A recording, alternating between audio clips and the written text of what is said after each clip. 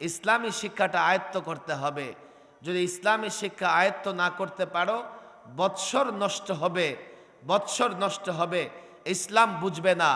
আর ইসলাম যখন তোমরা বুঝবে না, ইসলামের মুনাফা লাভ, ইসলাম দ্বারা উপকৃত হতে পারবে না।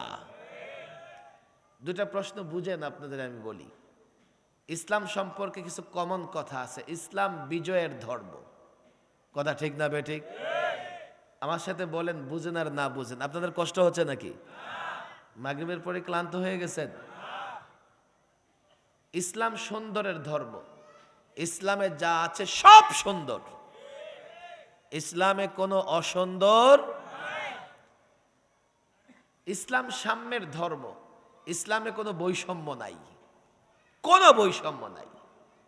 ইসলাম ন্যায়সঙ্গতভাবে মানবাধিকার থেকে শুরু করে নারী, শ্রমিক, শিশু অধিকার, আমি তো ইদানিং প্রায় বলি, শুধু মানবাধিকার নয়, পশুর অধিকারও ইসলাম নিশ্চিত করেছে, কথা ঠিক না বেঠিক?